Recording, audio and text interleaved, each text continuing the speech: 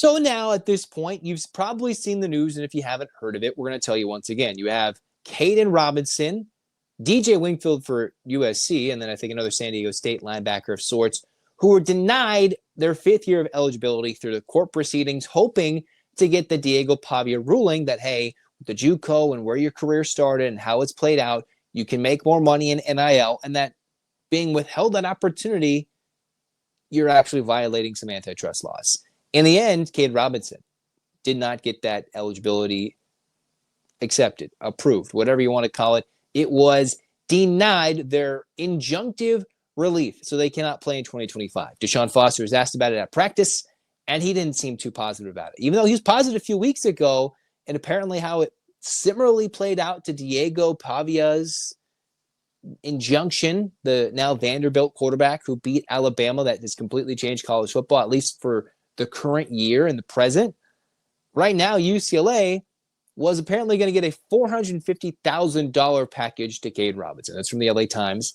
You're like, man, that's a lot of money UCLA is going to give to a big-time playmaking receiver, which means that with Kaedin Robinson not playing, this is the opportunity for UCLA to break out. So I started this episode talking about sleepers, and I went with Jane Wilson as a sleeper, somebody who's going to help the team. Potentially, you could have gone Carter Shaw. You might lean Mikey Matthews. I did that in a different area. This is where you need a playmaker. Kaedin Robinson was supposed to be the replacement for a J. Michael Sturdivant.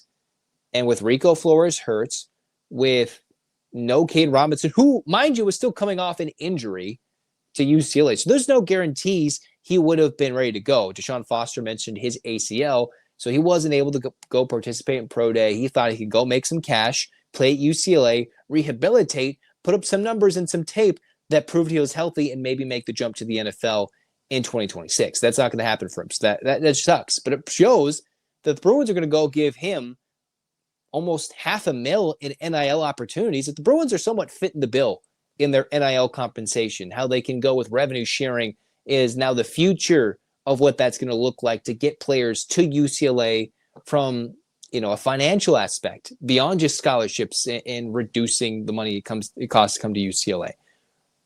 To make up for the lack of receptions, touchdowns, this is where Quasi Gilmer comes in.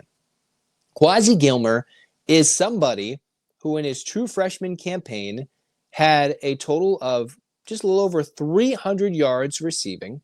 He had 2 touchdowns, and his highest total was 88 yards in one game. So 345 receiving yards, 2 touchdowns, and 31 receptions in this year with one rush at Washington.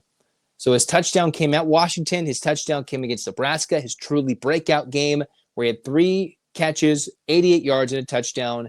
The moment where we got introduced to Quasi was his first career reception at LSU when it was clear that Rico was hurt and the Bruins needed some more reinforcements in the receiver position. Quasi made a couple of plays, 2 receptions for 61 yards out in Baton Rouge.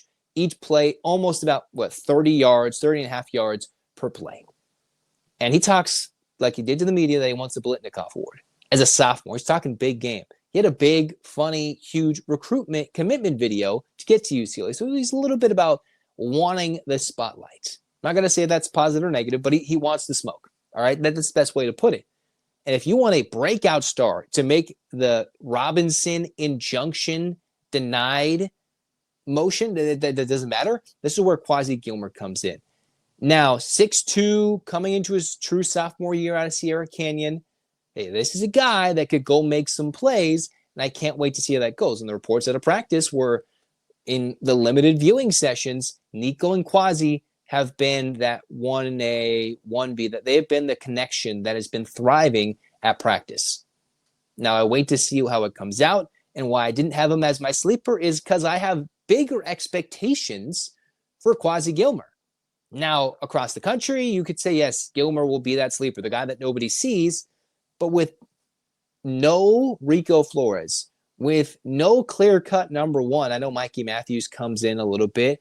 With no Kaedin Robinson, you lost your Logan Loya, you lost your J. Michael Sturdivant. They lost their leading receiving tight end, and I know Hudson Habermill is supposed to come back and hopefully have a leading role in that category. Somebody's got to step up and be the man.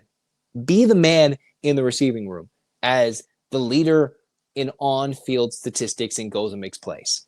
And I think Quasi can do that. And if all the reports are true, if they surface into the regular season and he still has that great connection with Nico Iamaleava, and yet we don't get to watch it, see it at practice, and Deshaun Foster's like, yeah, we're not going to let you see that, then UCLA, they'll be better off for it if this true sophomore can step up. For Robinson, though, it sucks that his career ends. But at some point, the NCAA in college athletics, they're either going to give you 5 years of eligibility or we're going to go back to 4, and we've got to centralize what it takes to be a college athlete. I know they can make money, but is college athletics turning into an internship before you go officially pro? Or are we semi-pro? Is it professional, but you still have to be academic?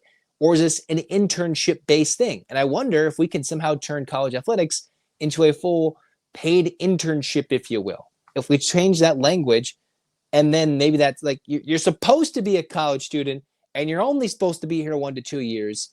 And just because you can make $1 million, you kind of got to go pro at some point, right? Like, when are you too good in your 3 to 4 years before you have to go pro? Like, I wonder what that's going to look like in the future. That's a whole nother discussion. But I think the Bruins have the pieces to make up for the loss of Robinson.